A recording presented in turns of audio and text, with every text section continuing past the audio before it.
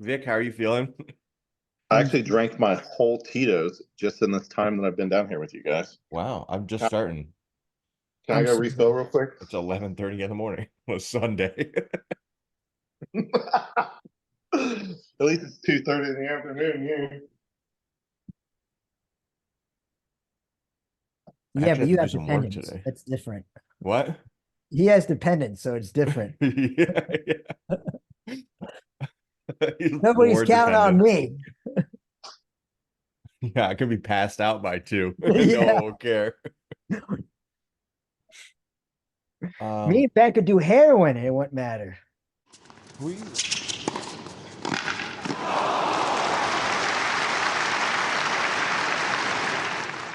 Hello and welcome back to the Gambling Racket. My name is Ben, and here with me are my co-hosts Vic and Chris to bring you the angles and insights you need to successfully bet on tennis.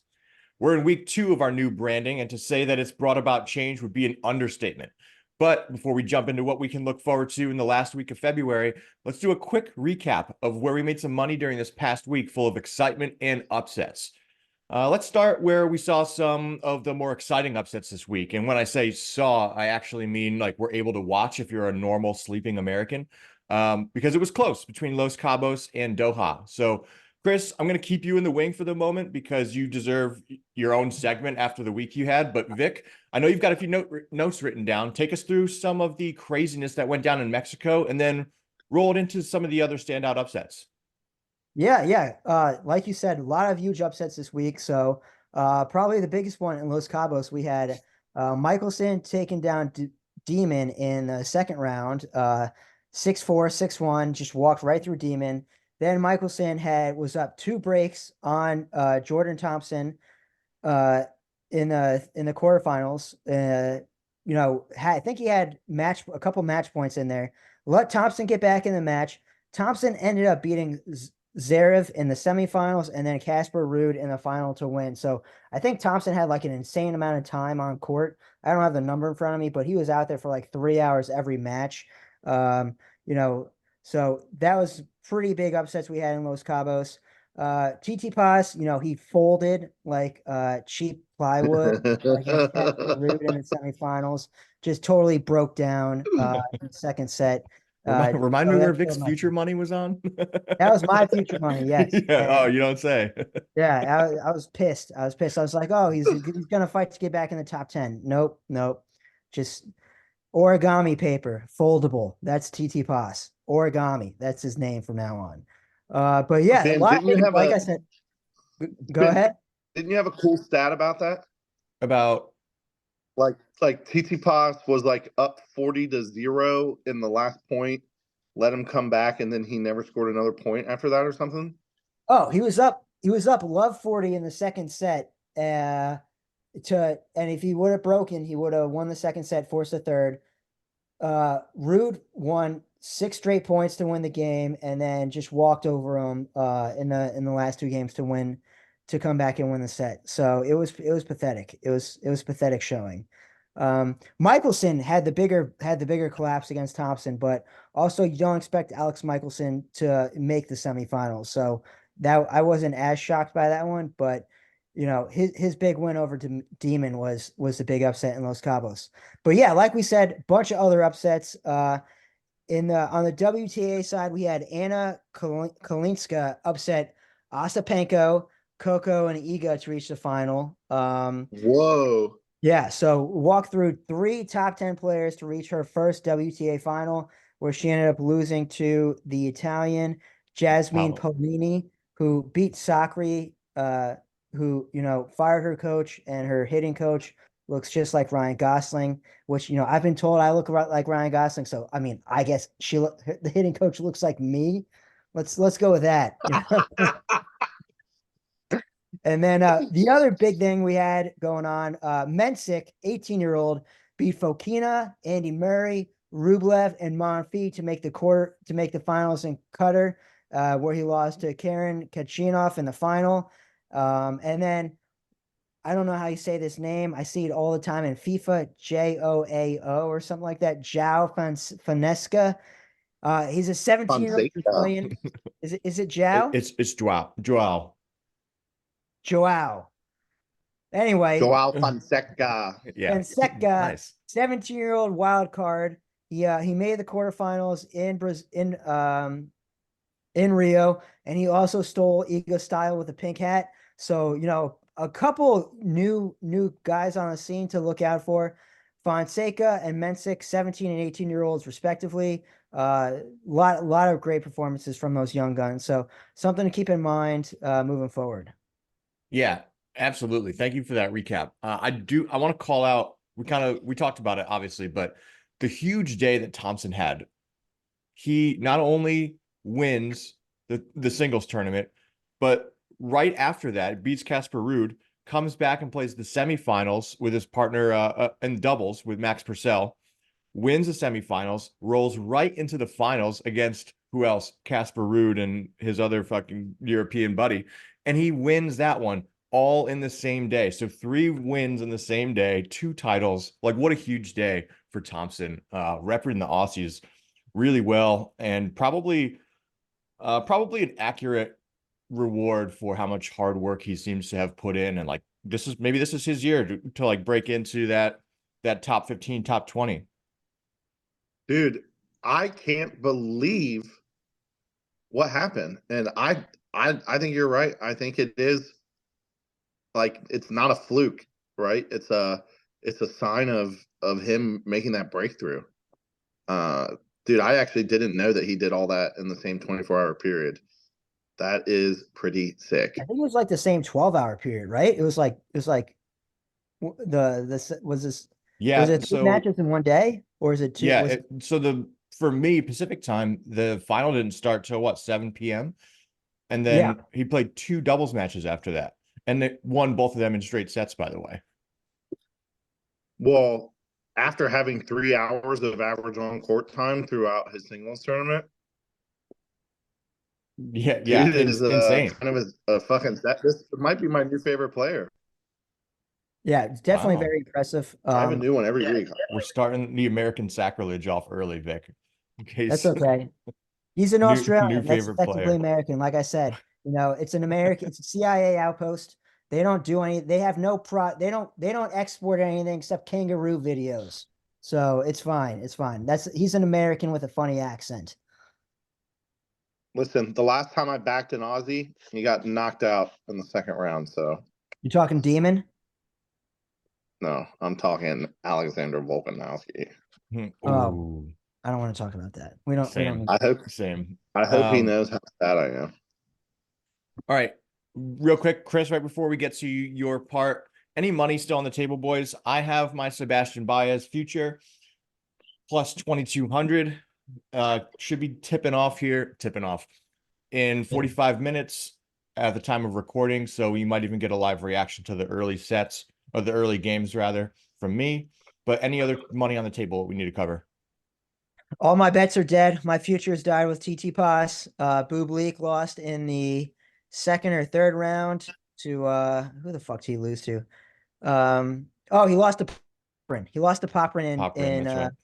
in Qatar. And Popperin made the finals actually. It was a good match. Real windy. It was real windy in the Middle East this week. That was my main takeaway from watching the games, waking up early. Is that a lot of guys had difficulty with the conditions over there. And if we learned anything after the Australian Open, is that Bublik doesn't seem to be a good player in the wind. Yeah, definitely. It bothers him more than it does some other guys. I think, he's very reliant on that big serve, and he plays around, he fucks around a lot, with the touch shots. Like, I mean, the guy hits more fadeaway drop shots than anyone I've ever seen. So that probably does affect him more than the average person. I was actually going to ask you guys that. Do you ever feel like there's times where people are just trying out new stuff and it costs them a match in a tournament that they don't care about? Yes. Definitely. Yeah. I feel like a lot of times you see these guys using it like practice to try to get some, thing they're working on down. And I guess there's no better time to do it because, I mean, realistically, I guess I've been looking at this the wrong way. And everyone is really just using this as like practice that makes them money to get them ready for the Grand Slams. And I have noticed that with some people, and also to Vic's point, people just giving up because like they truly don't care. And yeah, I think it's a little bit more nuanced than that. You have to weigh how many points are being awarded by each event, along with how many points you're defending. So if Yeah, you're definitely defending any 250s. points, Yeah. you can just come in and just be an absolute clown, but and no one will really care that much. I'm accusing no one of that. I'm I kind of accusing am. no one of being an absolute clown, but I am. I will say, especially with the injuries, like some minor injuries, they're just like, fuck it, and they're like, all right, I'm done. Speaking of injuries, we had a big one this week in Rio. Alcaraz went down. Chris, you I was took my going to cover action this. last week on the -110 future on Alcaraz, and I lost that 2 points into the match. He twisted his ankle on the clay. He's The in biggest Indian Wells. disappointment since Aaron Rodgers. No shit. No shit. He twisted his ankle. He's got that Netflix exhibition against Nadal on Friday. So apparently he's not going to play tennis at all leading up to that. So that big Netflix, thing they're doing with the exhibition with Nadal, it might suck dick. But who knows? We'll see. But yeah, Where's Rafa been? He's going to be rusty too. I've seen some clips of him practicing right now. And I mean, like, he looks phenomenal, but of course, you're like, it's clips that are leaking from practice. So they're not going to show the bad ones. I mean, Rafael Nadal makes everything look good, though. It's like That's true. when Michael Jordan was striking out in baseball, you were still like, "What's up, MJ?" Right? Same. Same. Sure. I like the comparison. Yeah. We gotta, I know, but we gotta keep in mind, it's just a different sport. We gotta keep in mind, he's old and he's nursing that injury that he aggravated before the Australian Open. He's Can you playing review smart. that injury real quick, Ben? It was after Adelaide and right before the Australian Open, he aggravated a different part of his hip that was not the original injury. And so he was playing it safe. No one knows what he's planning on doing, if he's going to hit some smaller tournaments leading up to the French, or if he's just going to wait till the French. We talked about this a little bit in episode 2. If you want to head back over there and check it out. But yeah, so he's been around the tennis he's going world. to play Indian Wells. If I'm not All right, not 100% wrong. But he's Man, going to be that'd in be Vegas awesome. on Friday for the exhibition against Alcaraz. So we'll see him there on TV for sure. That'll be our first look at him. But like I And said, what time is that, Vic? I don't know. I'll look it up for you. Our viewers need to know. We need to do a short promoting this. All All right. right. Sunday, March 3rd at 12:30 Pacific, 3:30 Eastern at the Michelob Ultra Arena at Mandalay Bay Resort and Casino in Las Vegas, Nevada. 22-time Grand Slam men's single title champion Rafael Nadal will face off against world number 2 Carlos Alcaraz. Both of them coming back from injury, but still an epic thing to be happening in the tennis world. I'm going to edit that in so choppily. That's okay. I'm going to edit that in so choppily just so it looks ridiculous. Like we obviously cut something out. The Netflix Slam is what it's called. Exciting stuff for Netflix enjoyers. It just says additional players will be announced later. Yeah, so we don't care about the rest. The only scheduled matches those two. They're like, yeah, maybe some other players will show up. Who cares? Yeah, for real. I mean, who does care?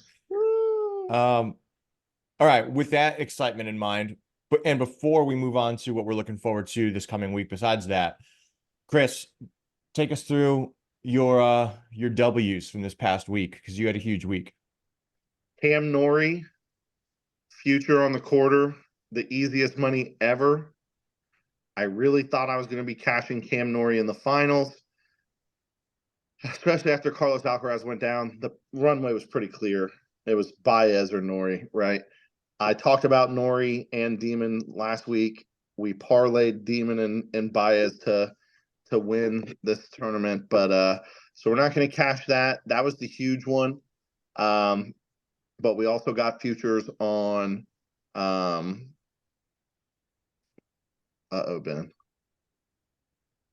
I can't remember any of my wins. I need to look at my actual betting account. Hold on. You gotta write them down, motherfucker. Well, I mean, so here's what. Early in the week, you were hitting over-unders like it was your job, like you could foresee the future.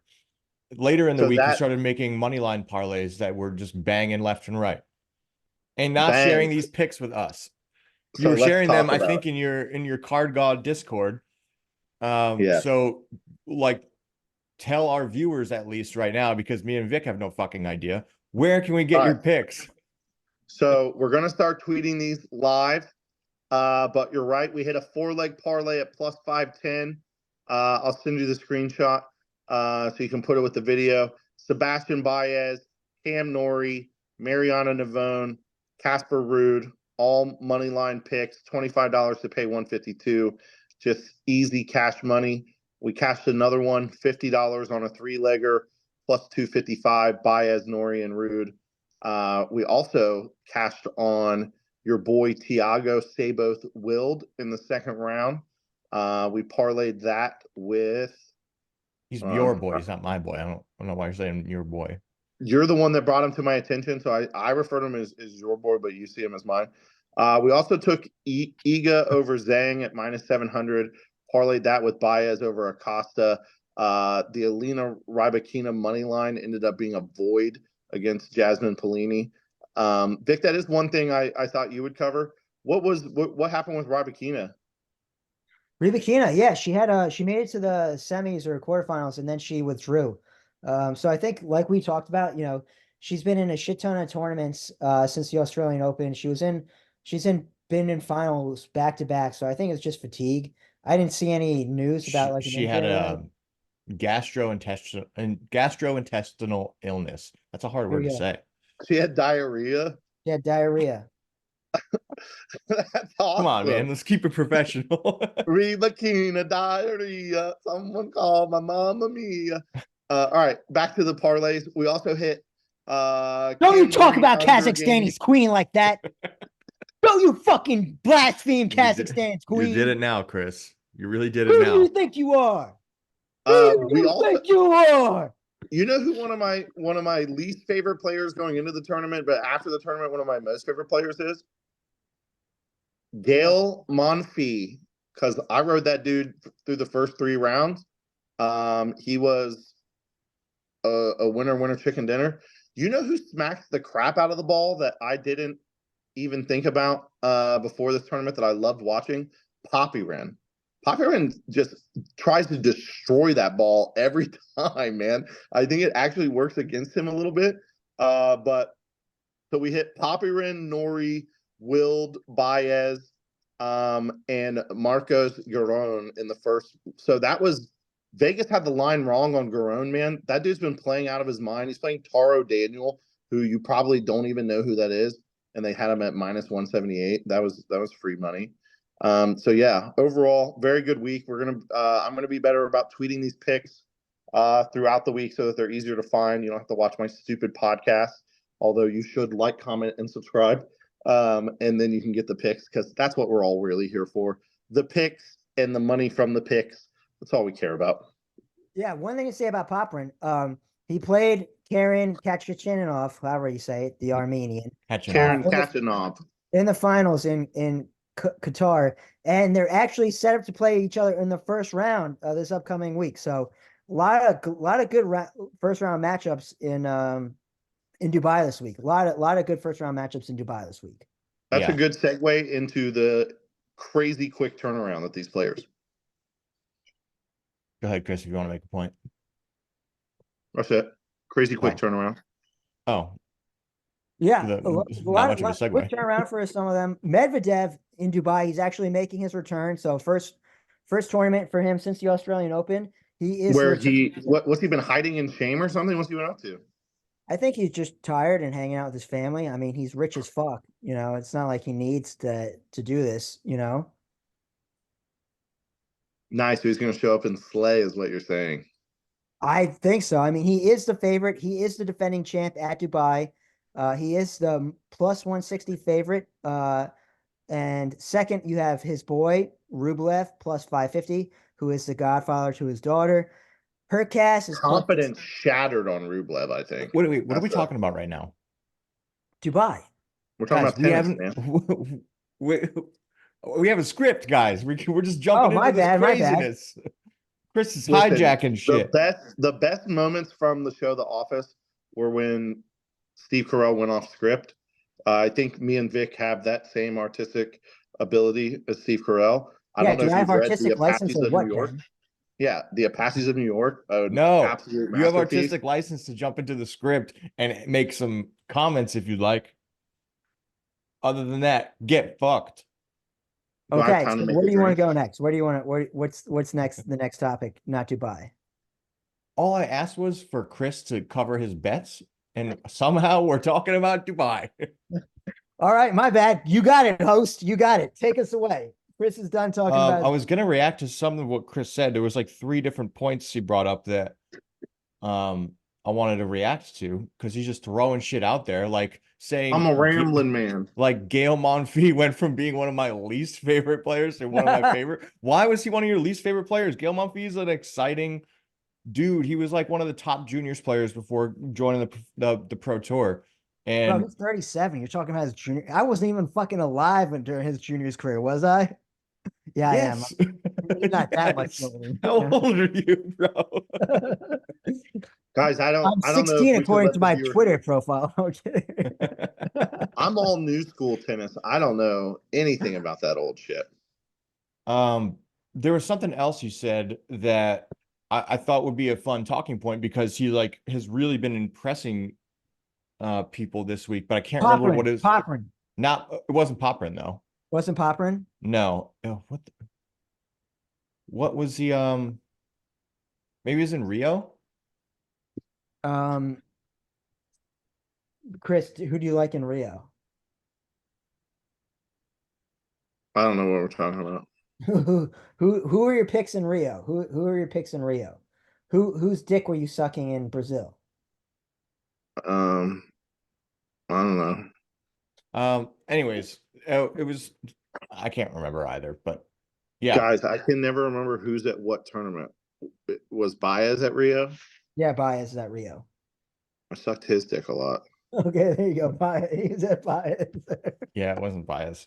No, just you know Mariano what? It's Navone? about it's not Navone, but there was a young player on clay who's just hitting Oh, the shit. João Fonseca. Fonseca. Fonseca. This Joao. dude, you're talking about big hitters. Watch Fonseca. This dude is just smashing balls down the line as hard as he can and with like reckless abandon, but he's got really great accuracy. He's been really impressive this week. Obviously made it probably a lot farther than most people thought he was going to.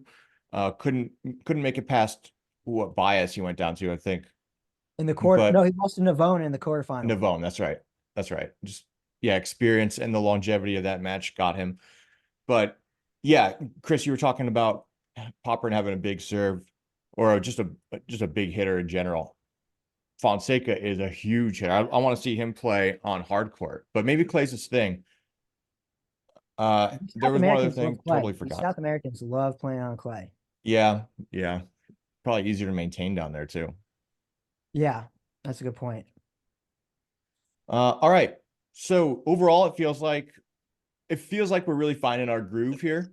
And if you want to see for yourself, though, make sure you check us out on our Twitter, like Chris just plugged, at Faulty Picks. And check out our bet tracker that's linked in the description of this video to keep us honest. So now moving on to what we're betting on this week. I know we're excited about it. It's a much quieter week for the women after back-to-back 1,000 events. For the men, we're looking at 2 500 events and a 250. Vic, I know you're excited to jump into Dubai. Take us through the draw.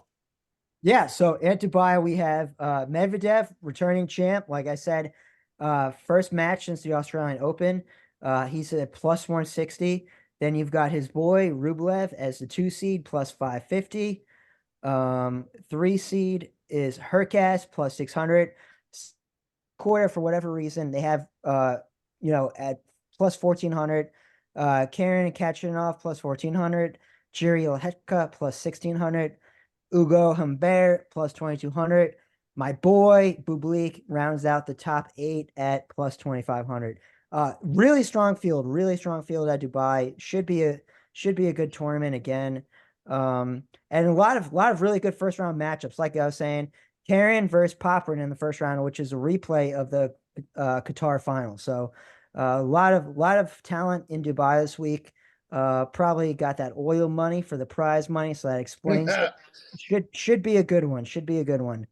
What's that golf tournament or golf? What I'm talking about, the live. Yeah, the golf. They got that What live the fuck money, is that called? baby. Live golf. Yeah. The Live live golf money, baby. Yeah, they got that live golf money. Oh, some unseeded folks to keep an eye on. Arthur Cajot, that's your boy, right, Ben? Thomas Mahak, who's actually playing Bublik in the first round, and then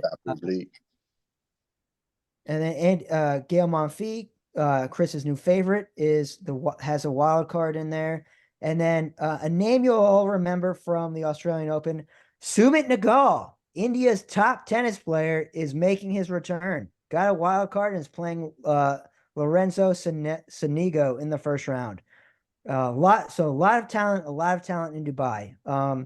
So I guess, Ben, I'll throw it to you. What are your thoughts? Where are you looking for the futures there? I'm really excited to see Medvedev back in action. Just a fan of him overall. Love to see him get some camera time, especially whenever he can. Still, who knows where that injury he's been nursing and had to withdraw from Rotterdam with is progressing. So this seems like a really strong field to try and test that against. I think especially the top half of this bracket looks really tough. I'm excited to see the Monfils Humbert rematch after last week's match. It was a great one. I think that'll be fun. I expect I think Mensik and Koric will also be a really fun match round one. Medi, I see on Bovada plus 150 for the future. I don't like that. I do not have high hopes for him right now just because there's so many question marks around him. I just don't know if there's enough value there for me to put any money on. I do think that Rublev has no excuse to not make the final here. If he doesn't pull this one out and get through this field, I guess Cajot is my boy. He's a qualifier in this tournament. Musetti's been playing well though. I would not be surprised if that's a good matchup, but not necessarily one that Rublev has to be worried about. Bublik, we talked about him already. I think a little bit of a toss up as to who shows up. Which Bublik rather shows up. Overall, if I had to pick someone that I might put a futures bet on, which for me is half a unit, I'm looking at Rublev at I see plus 450. I think when you read it out on DraftKings, you're seeing 550, which sounds great to me. That sounds like really good value. And if I wanted a longer shot, I would go with a guy like Shapovalov. I like the way he's been playing, even though he hasn't been able to round things out. Yeah, Chris, we'll get to Canadian?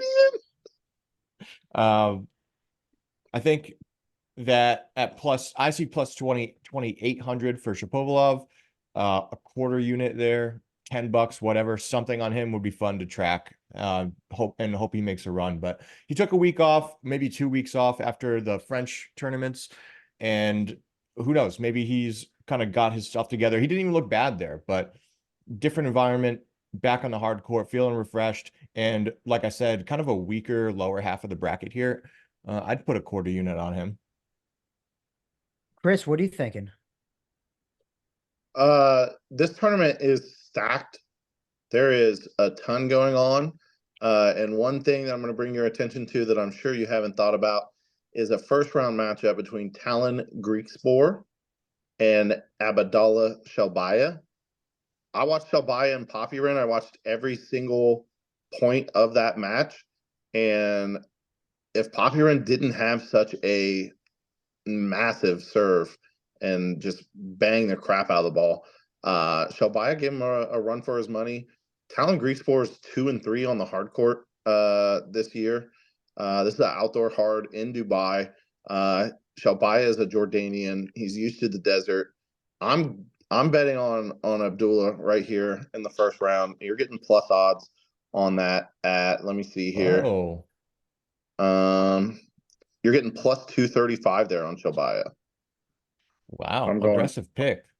5 units, Shelbaya, and that's my big pick of the first round of the tournament. And we're gonna get off to a hot start. Go ahead and clip this and make it a short. Shelbaya over Greek Spore. And I'm taking the over games as well for 1 unit. I think Greek Sport will put up a fight, but in the end, it's Shelbaya in 3 sets. Prediction locked in. Wow. Right. All right. I think Um, for me, I'm just a fucking sucker for Kazakhstan, bro. I fucking love Bublik plus 2,500. That line just doesn't look right to me. I mean, I'm looking at his draw. Makchek is a good player, but then he sets up to play either Greek Sport or that Jordanian you were just talking about, Chris. So I don't see any reason for him to not make the quarterfinals, where he's either going to play Lehechka, Poprin, or Kachanova. And 2 of those guys are coming off finals appearances last week. So I really expect Bublik to be playing Rublev in the semifinal. The last time they played against each other was Wimbledon, and they went 5 sets, I think. And Bublik was right there with him the whole time. So definitely, I'm gonna take Bublik. My less, insane pick, I guess, if you will, would be Medvedev plus 160. I know he's got the long layoff. He had to withdraw from Rotterdam because of whatever was wrong with him, but I just think he's a class above most of the guys in this field. Like, there's maybe like 3 or 4 people in the world that I don't think Medvedev is better than, and none of those guys is playing in Dubai this week. So I've got 1 unit on Medvedev plus 160, and then a half unit on my boy, the king of Kazakhs, Bublik plus 2,500. As far as round 1 matchups go, I definitely like Bublik plus 105. Insane. Fucking insane that he's a dog to start. So I'm going to go max bet 5 units on Bublik at plus odds. If I see Bublik at plus odds against anyone who's not a top 10 player, I'm betting that. I'm fucking hammering that. Anytime odds against a not top 10 player, I think you have to hammer that. Do you remember when Sumit Nagal beat the dog shit out of Bublik in the first round at Melbourne? Yeah, I remember. I mean, I woke up and saw it, and I thought I was having a nightmare. But All right. So here's my challenge for you. If none of this plays out the way you just said, can we get off the Bublik train next week? fine. what? No, Why? I'm so confident that Why are I you being agree to bullied those into terms. this? I'm so confident that I plus Vince, stay out 105, of it. plus 105 I've got against plus No. 120. I've got plus 120 on Bublik. Hold on. Plus Last week we had action Man, let me get together. down on that right now. We had action together on 5 minutes. Carlos Alcaraz. You said I could pick a double or nothing after he got hurt. Oh. Yes. Here is your double or nothing. Alexander Bublik to get 2 wins in this tournament. I'll take that. I'll take that all day. He's definitely going to make What odds the are you giving him? It's double or nothing. He I don't either owes remember me $10 or $0. Oh, just straight up. Okay. I don't remember. What was the original bet? Was it $5? $5 seems like something 2 gentlemen would do. Yeah, it was 10. 10's good. All right. So when We'll bleep out those numbers so we when don't see Bublik loses to Shelbaya in the second round, cash it, baby. Just a couple things I want to throw in there. I want to immediately correct myself. I said Shapovalov was in the bottom half of the bracket. I was just looking at it wrong on the fly here. He's actually in the top half, and he would play the winner of Monfils and Humbert. I still like him as a kind of a longer shot, so maybe $10 on it. I'll finalize something and tweet it out. Mahach is how you say his name, not whatever the fuck you said. Match hatch. He's like Yo, Machop. Matt He's like a Machop, the Pokemon. Oh, Machop. That's way cooler. Maybe that should be his like UFC fighter nickname. Also Hachanov, not Kachanova. Russians, if you A at the end of the name is feminine. So before we get the fucking, the woke leftists on our asses, let's not misgender people on the show, Vic. There are no woke leftists in Russia. Putin took care of that. They're in the gulag. Oh boy. I'm non-binary. All right. Hell yeah. What are the two non-binaries of you? The two things you're not. How about none of your fucking business? Ooh. Fair enough. Do I ask you about mind. your heterotypical lifestyle? No, Like all because the no time. one cares. Oh yeah. Okay. I guess we don't have to talk about it on camera, but all the time. All right. I don't think I offered any first round picks. I actually agree with Vic here, Chris, that Bublik at plus 120, there's a skill, not a skill difference, an experience difference here, I think. And I 100% agree he wins the first round, but he does not get past the second round. okay. That's Greek sport or the Jordanian? That's the Jordanian. Wow. Okay, that's why you stipulated he has to win 2 rounds. Okay. Well, bing bong. Are you gonna bet on Bublik money line for round 1 then? So here I'll run through my picks. I've got Andy Murray plus 120 against Shapovalov, just because he's Canadian and I love Andy Murray. I don't advise anyone to tail that. That is a purely emotional bet. I got Bublik plus 108. I agree with Vic. Bublik should not be plus odds here. I would take that as well. And then Shelbaya plus 235 over Greek Sport. There is no value on Greek Sport whatsoever at minus 310, even if you think he's going to win this match.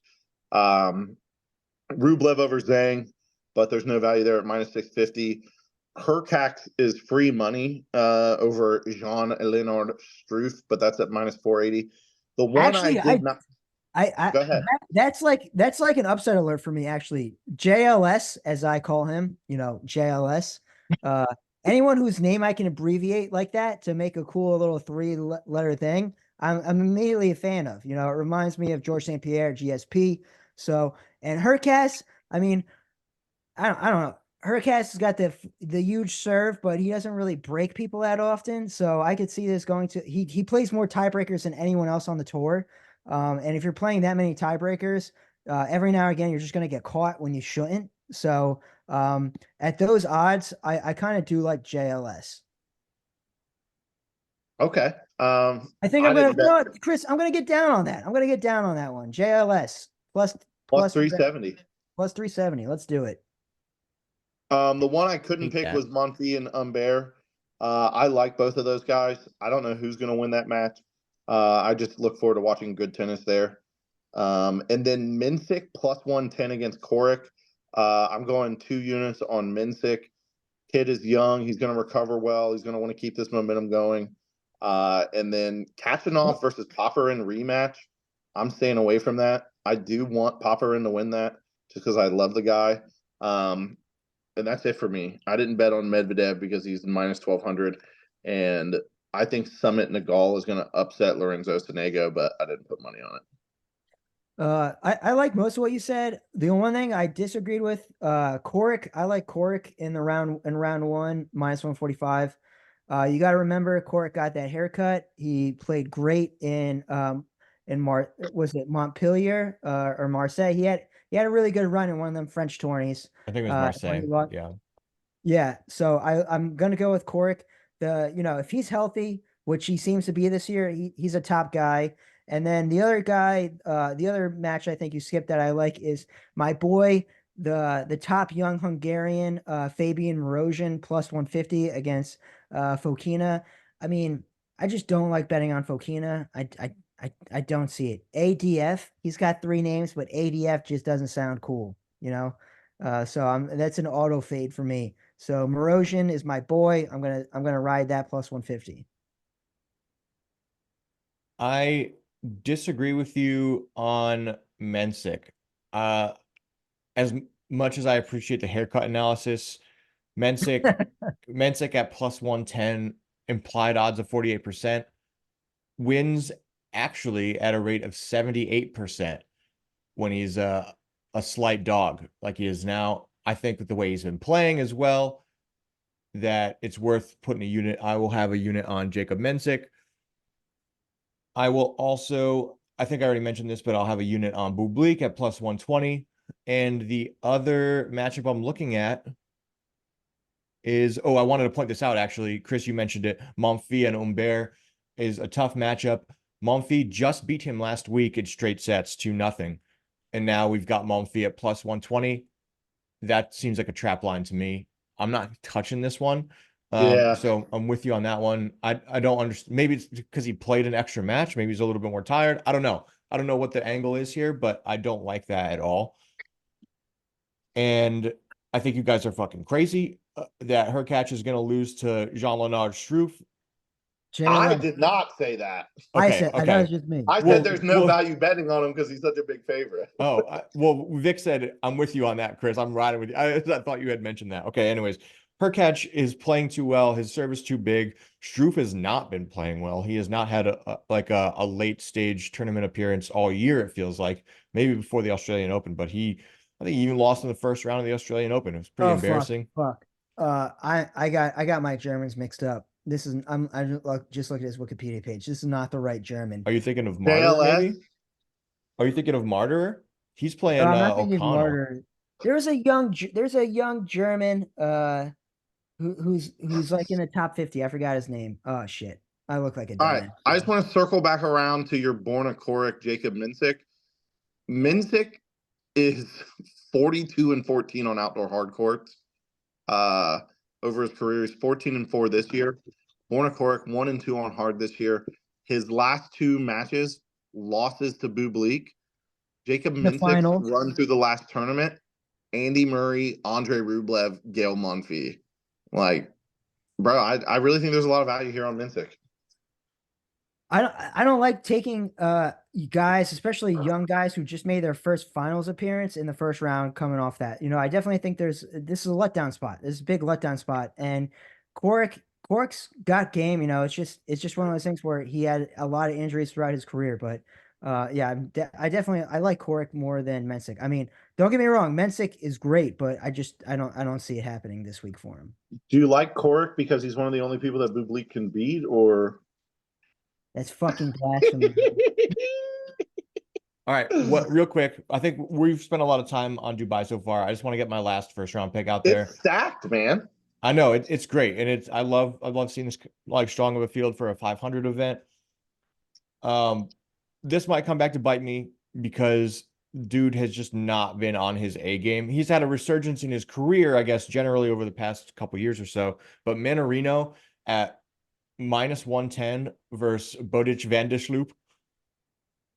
Zandsloop, however you say his name, I think is crazy value. I do not see these two as equivalent tennis players by any means. Again, Manarino has been slumping. He got fucking owned by Giron 2 tournaments in a row in America. Hey, he's out of America now. He's in the Middle East. Maybe he's taking time to reset. He's not playing those thick legs of Giron to distract him and all that ass sweat.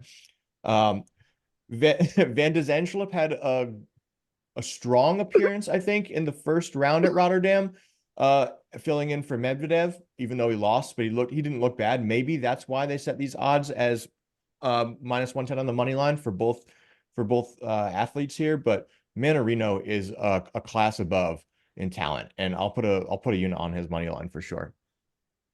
Yeah, I like Manarino has been disappointing me a lot lately, but can we go back to talking about Giron's ass sweat, please? We talked about it last week. He just needs new shorts. He wears these like olive drab, like really light running shorts, and immediately gets sweaty in the crack. And the fucking cameramen that are at court level are like, yo, yeah, show us more.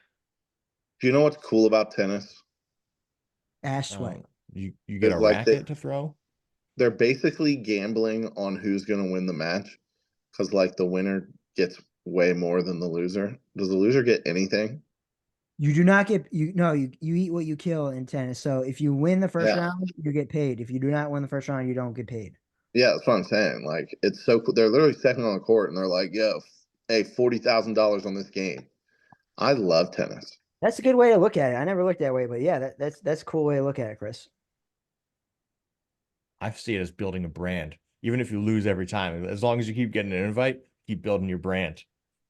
Gambling Racket. Well, then they better get on TikTok because I don't know where they're making their money if they're losing in the first round every time.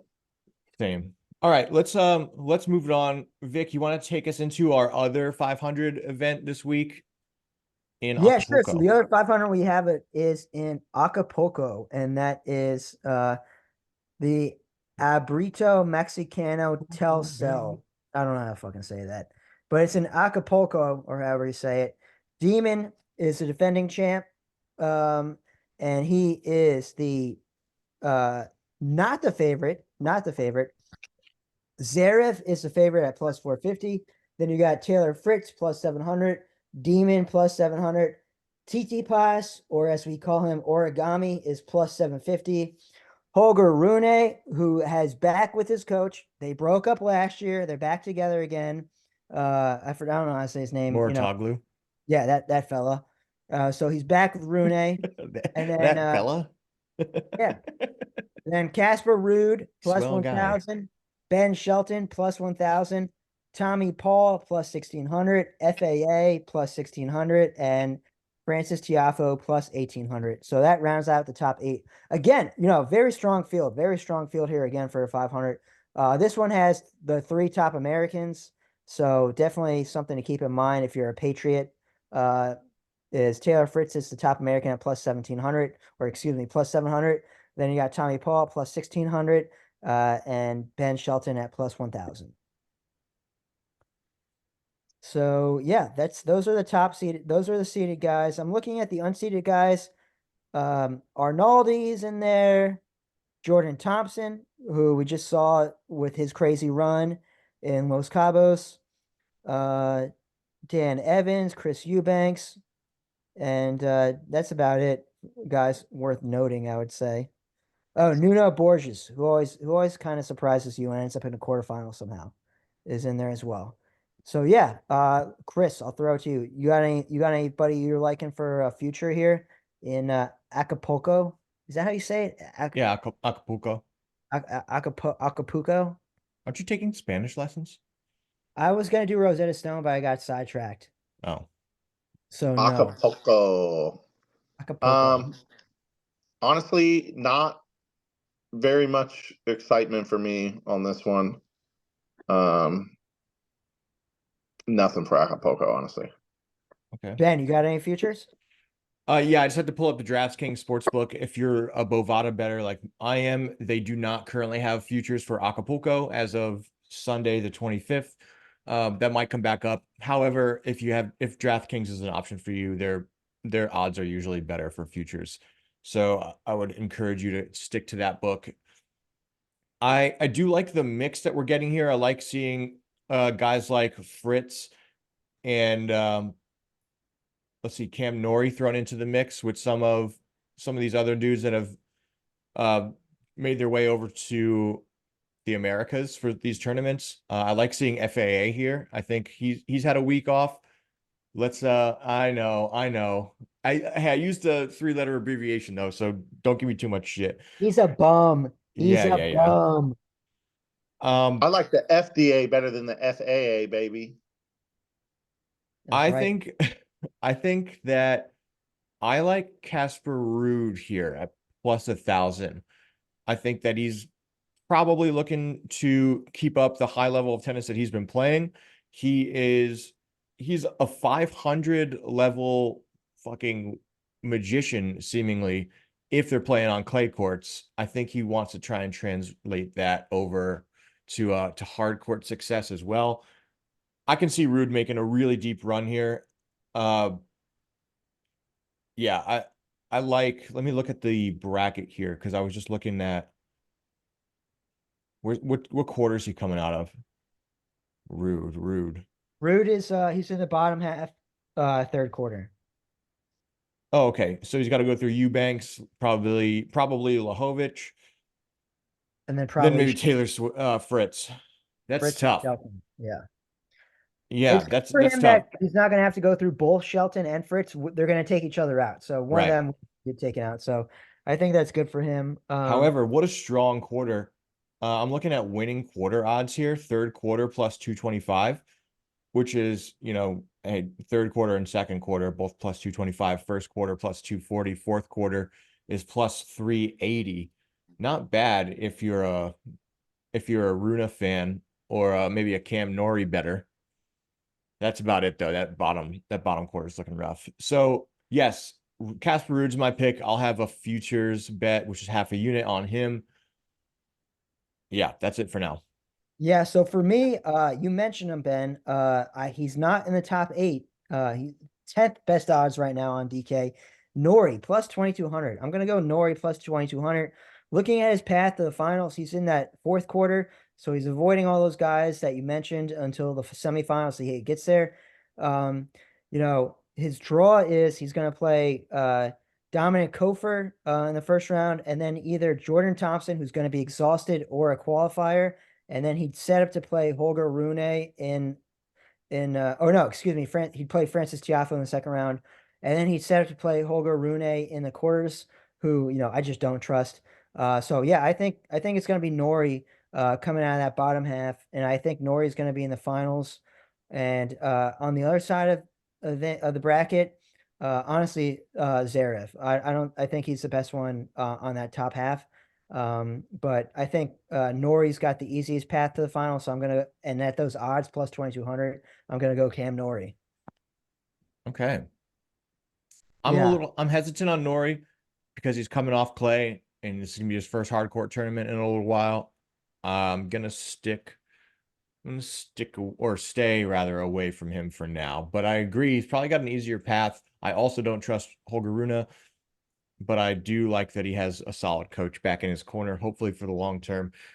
I'm sure he Contract for also him is got like paid some 6 weeks. fucking good money to come back. He must be getting paid Yeah. because it Yeah. seems like you've mentioned this before, but dude, if you got a deal not only with Runa's hot-headedness, but his mom's fucking momminess, Jesus Christ. Apparently he's leaving her at home. She's not coming with him for certain tournaments. So I don't know if she's Okay. here this week. But maybe that's something to keep an eye on. Tournaments with Rune's mom in attendance versus no mom in attendance. That might be a fun little stat we can start watching now. Um, All right. yeah, I'm looking at the day one lines, match lines, day one. Top line is insane to me. Tommy Paul minus 120 against Jack Draper. Like, Tommy Paul should be a way heavier favorite than minus 120 against Jack Draper. I think that might be my favorite pick of Monday. Like that's an insane line to me. Wow. So yeah, Tommy Paul all day against Draper. Well, no, it's not better than Bublik at plus odds, but it's close, you know. So definitely I like Tommy Paul there. As far as for other day one bets, more Nori minus 185. Might as well, double down on him, and we'll see how he does with the transition to the hard court. But other than that, most of the day one lines are pretty wide. So I'm not seeing too much else that I like out there. Um, yeah, so I think that's it for day one for me in Acapulco is Tommy Paul and Nori.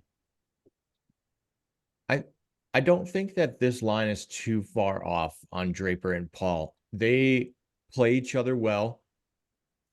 Draper owns the head-to-head 2-1. All three of their matches have been on hard court. Uh, Paul has When taken the was the most last recent time they match played? Yeah, when's at the last time they at the played? Australian Open this year, and Tommy Paul won 3-1 What was the time before that? a week before that in Adelaide, and Draper won in straight sets 2-0. Damn, I Yeah, was not so expecting I that. think I think everyone is expecting a banger out of this one. It's one of the later first round matchups, as far as I can tell.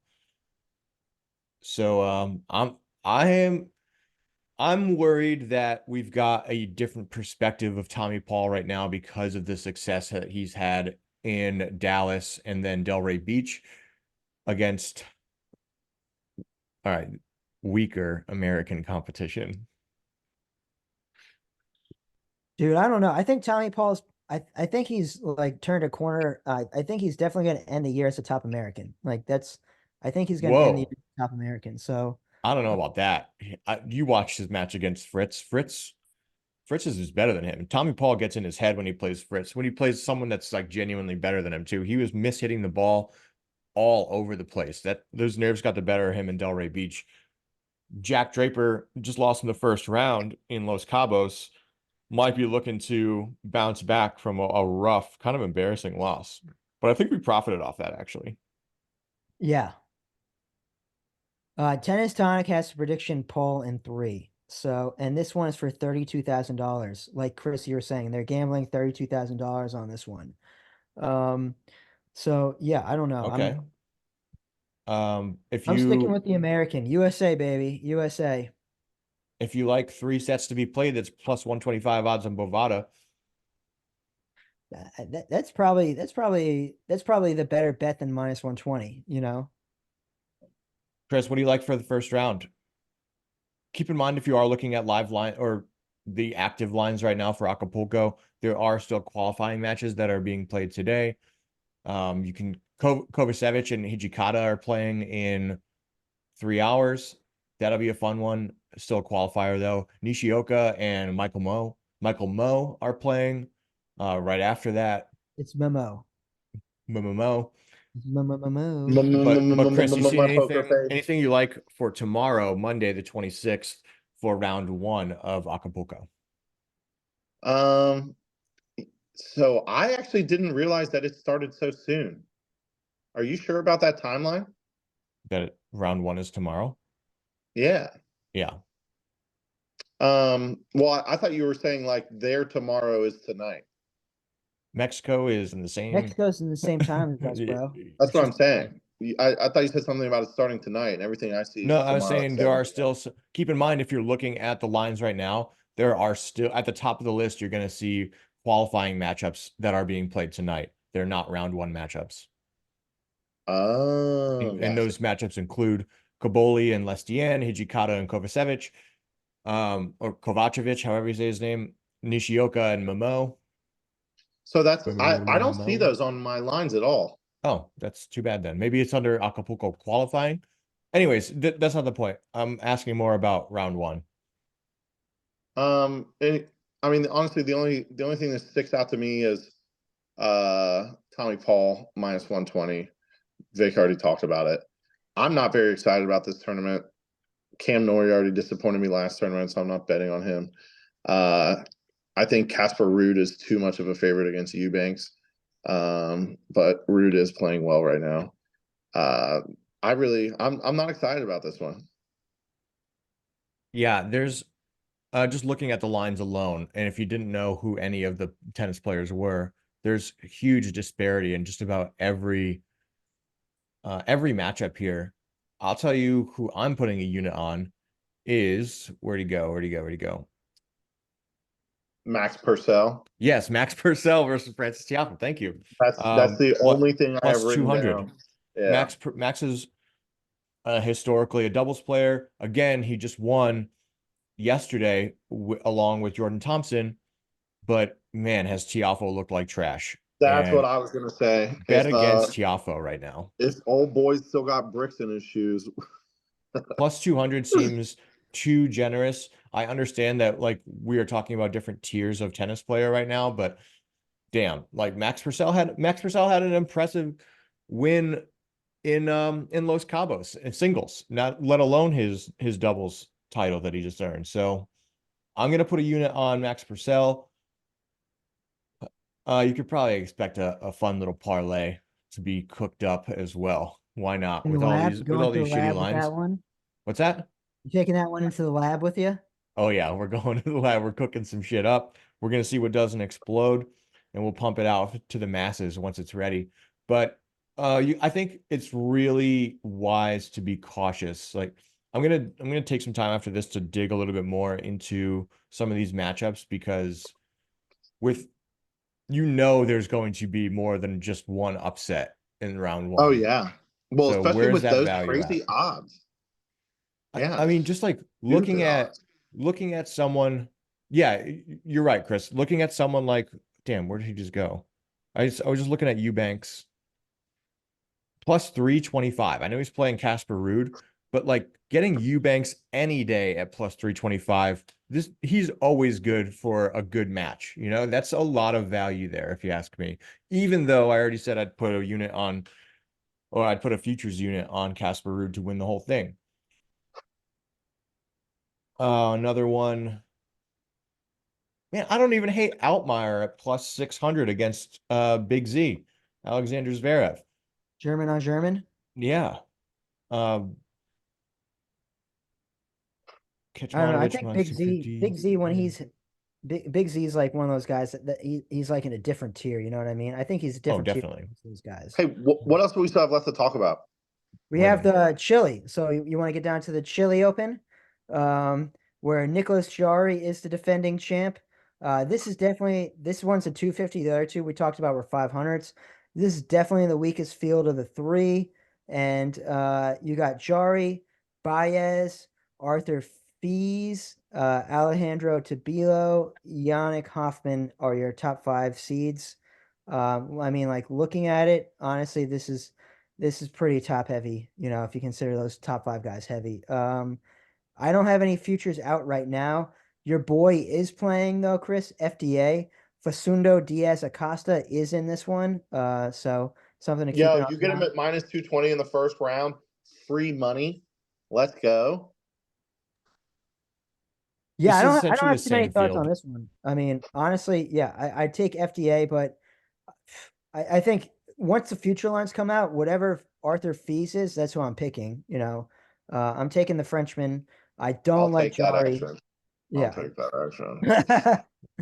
I don't like Jarry, and Baez is coming off what is going to be probably a finals win today. So I think Fees is going to win it. That's my prediction for Chile. If Navone wasn't playing right now, I would definitely take him in the first round, but I don't know how that back-to-back is going to work out for him. He's a dog. Pretty weak. He's got pretty weak competition in Juan Pablo, but I just don't know how you do that turnaround. I agree. That is a tough turnaround. Joao Fonseca is minus 130 on the money line against Thiago Agustin Tirante. I like Bernabe Zapata Morales plus 160 against Jaume Munar. Munar didn't look bad, but I also like Zapata Morales. He's kind of had some solid underdog performances so far on the Golden Swing. I can see him having a first round upset here. FDA's playing Pedro Cachin. I don't know how much you're counting out Cachin, but plus 165 feels like a closer matchup than it actually is. But yeah, overall, this is essentially the same field that we've seen throughout the entire Golden Swing so far. So nothing too exciting here. And I also don't have futures for it. So if we do and we see something nuts, great. But I have a feeling that the winner is going to be one of those guys that gets a bye in the first round. All right. Are you guys ready for this? Hit me. Yeah. Here is our money line parlay of Santiago. We've got Joao Fonseca minus 130, parlayed with Christian Garon at minus 215. Good, he can play. Parlayed with Facundo Diaz Acosta, aka FDA. 3 picks plus 277, and we're going a full unit on that. $25 pays out $94.25. Wow. All right. Parlays are already rolling, boys. We don't even need the laboratory. Get that free money right here. This is the Gambling Rackets lock of the week. Really? The lock of the week is in Chile. Amazing. You didn't see that coming, did you?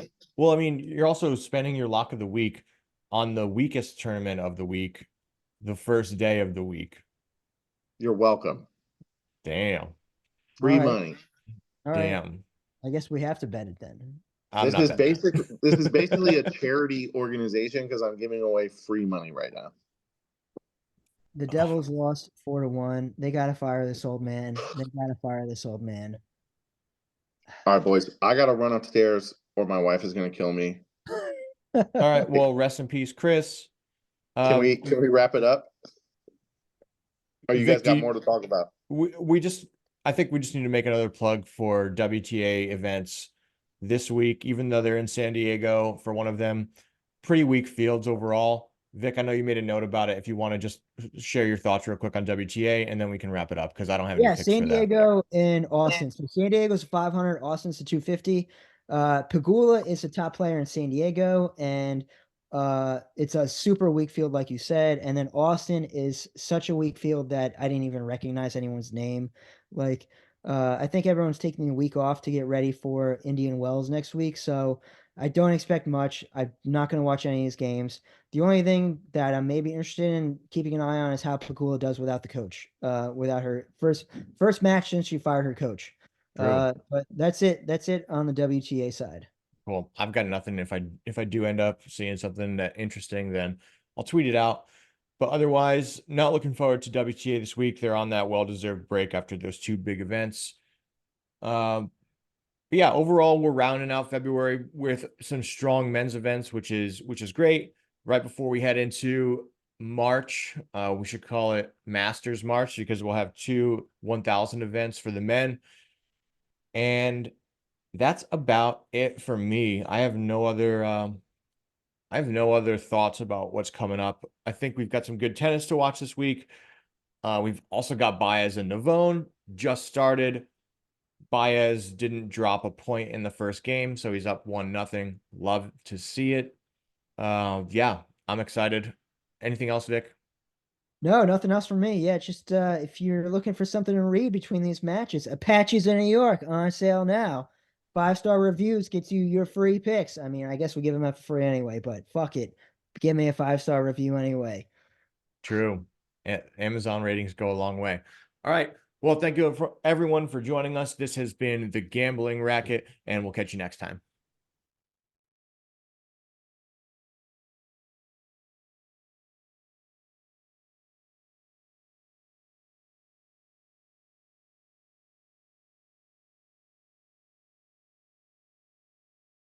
Also, it has your real name down there, Vic. I don't know if you care about that. Yeah, of course. I do this for book promotion, bitch. Apaches in New York on sale now. If you're a fan of The Godfather, if you're a fan of The Sopranos, check out Apaches in New York on Amazon. 5-star review, and you get all our picks for free. There's a lot of violence, not too much sex, mostly the violence, mostly violence. There's no dick on dick stuff. So I don't know why you're doing this.